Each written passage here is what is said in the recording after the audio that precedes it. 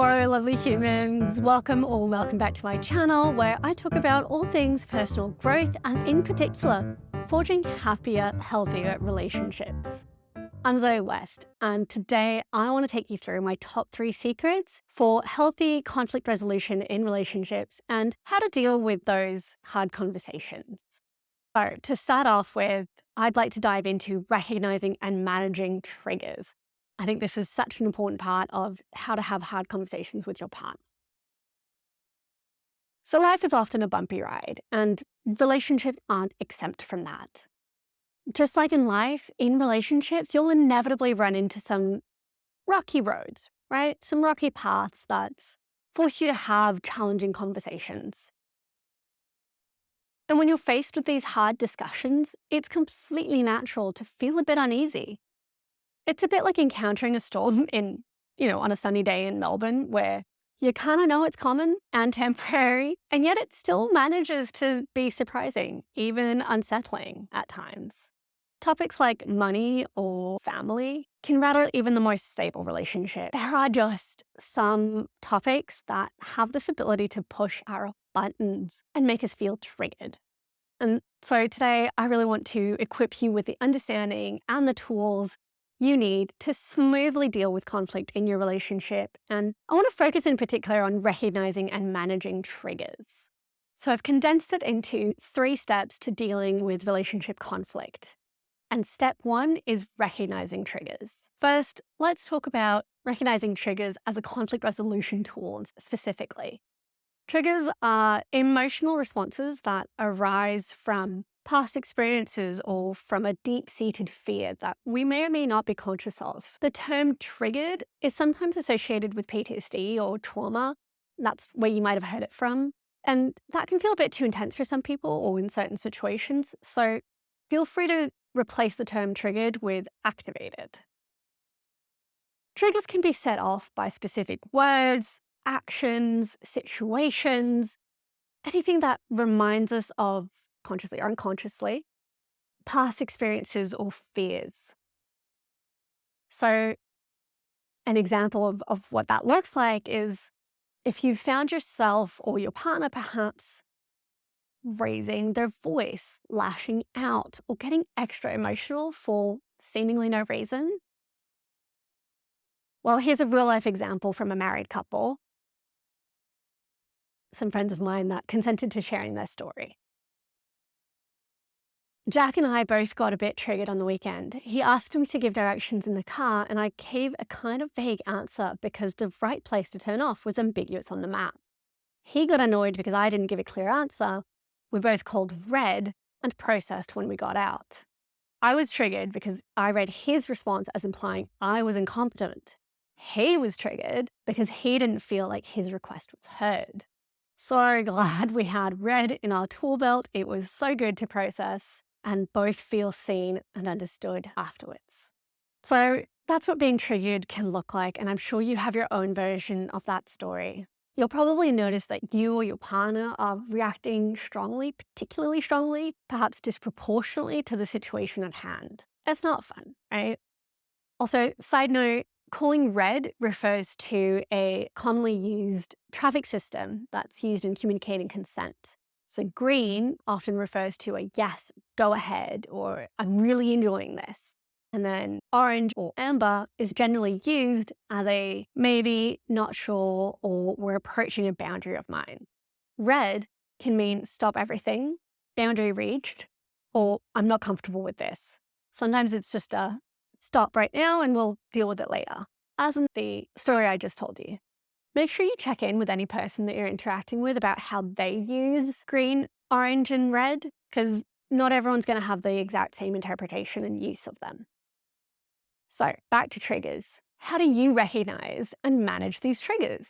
Well, first off, self-awareness. The first skill to learn for recognizing triggers is self-awareness. It's like being the calm, observant captain of your own emotional ship.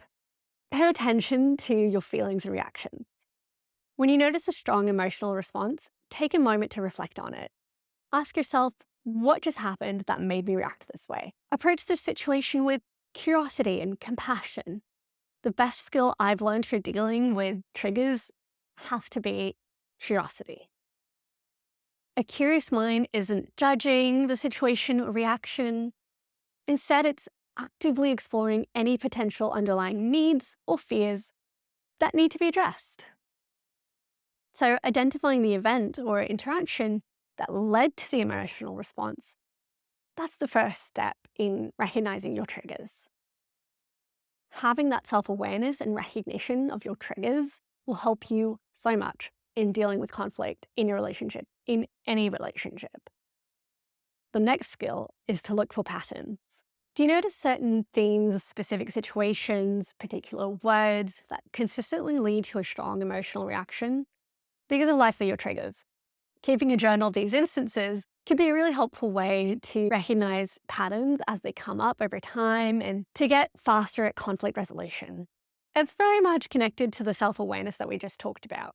Bonus tip, nurturing your self-awareness and curious mind will help you spot the patterns much more easily. And it'll help you in every part of your life, not just your romantic relationships. Okay, step 2, managing triggers. So once you've recognized your trigger, how do you manage them? I'll cover 3 crucial elements of managing your triggers that will help you calmly and effectively deal with conflict in a relationship. First one is self-care. First and foremost, self-care is vital. We all know this, right? When you're well-rested, well-fed, and generally taking care of yourself, you're much more likely to be able to handle triggers when they arise. Also, don't underestimate the power of snacking.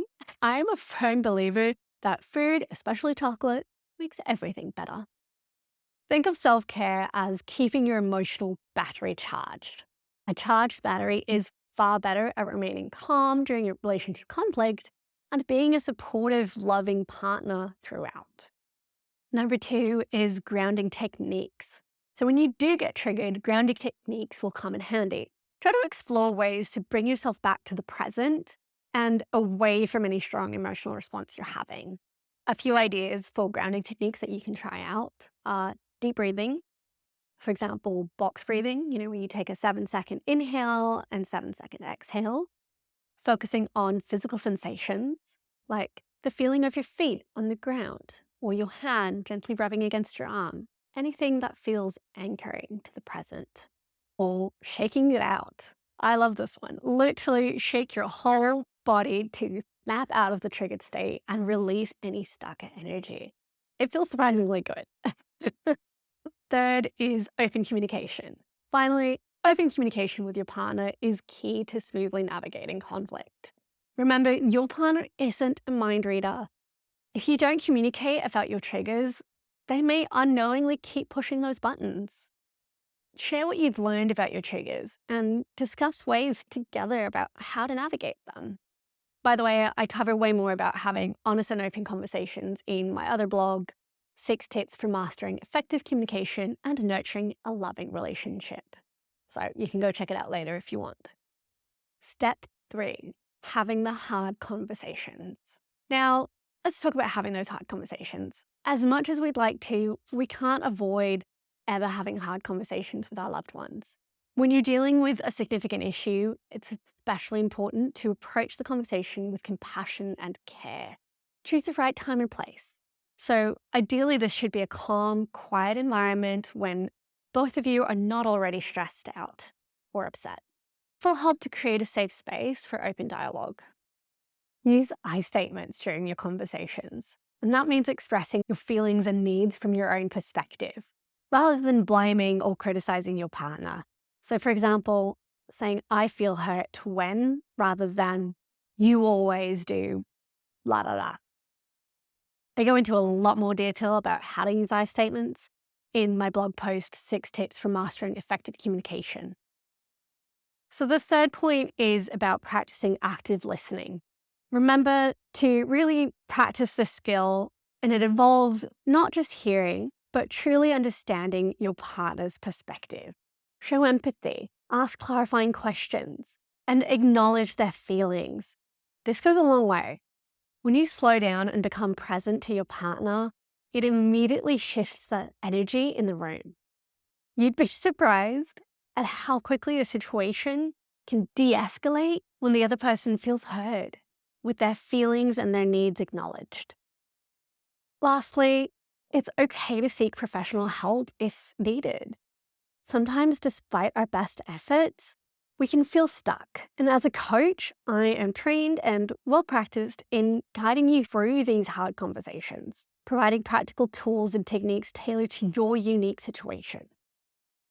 Next up, I want to go over a specific framework for healthy conflict resolution in relationships. This is the 5-step IBR conflict resolution framework. It's a widely regarded framework that's called interest-based relational approach, IBR for short. It's popularized by Roger Fisher and William Ury in their book, Getting to Yes. So the 5 steps in this framework are: separate the people from the problem, which is about not associating the problem at hand with the individual's, in this case, your partner's personality. You want to focus on the current issue or obstacle and try not to let any frustrations out on your partner. The second step of the framework is focus on interests, not positions. It's a compassionate approach to conflict resolution. So if you want to develop healthy responses to conflict, you'll need to let go of the black and white or win-lose mentality. Try to uncover both of your underlying interests and motivations. What is it that you really want or need? This helps you take a much more compassionate approach to finding common ground, and it'll resolve conflict much faster and smoother. See if you can catch yourself next time. When you're stuck in a tricky situation, are you holding on too tightly to your positions rather than your interests? The third part of the framework is invent options for mutual gain. So continuing along the compassionate path, look for opportunities to create a win-win situation. By understanding each of your underlying needs and what's going on for them beneath the surface, you might actually discover that you ultimately want the same thing. For example, you might both just want to feel heard and appreciated. What can you do to achieve that? The fourth step of the framework is use objective criteria. This one is pretty straightforward. Sometimes you just need to take a step back from your strong emotions and find some objective criteria that you can both agree to follow. The idea here is to eliminate bias as much as possible and create a more even playground. If there are heightened emotions involved, though, I recommend taking a break first before trying to address the conflict. Some time away to clear your head and take some deep breaths and process what's going on for you will make your attempt at conflict resolution far more likely to succeed. The last part of the IBR framework is maintain open communication. And I can't say this enough times. Open communication is the answer to almost all relationship challenges. The more open, vulnerable, and transparent you can be with each other, the better your outcomes will be. You can prevent a lot of those frustrating misunderstandings and enjoy a collaborative approach to resolving conflict just by having more open communication. Give it a go. So for all those super nerds out there, I wanted to give you some extra resources, and I'll make sure to include them in the description below. I love a good nerding out session myself, so if that's you, then here are some other awesome resources around conflict resolution and communication that you can enjoy a good rabbit hole down. I recommend checking out Marshall Rosenberg. He developed Nonviolent Communication, which is a technique to express one's needs without causing conflict. Also, you can look more into Roger Fisher and William Ury, who I mentioned just before. They're the ones who pioneered the concept of principled negotiation and where this 5-step framework came from. You might also enjoy looking into Kenneth Thomas and Ralph Kilman. So they created the Thomas Kilman conflict mode instrument. And that's a model that describes different personal conflict resolution styles. So competing, accommodating, avoiding, compromising, and collaborating. And lastly, Amy C. Edmondson. She's a leading expert on psychological safety, which is vital for conflict resolution in teams and organizations in particular.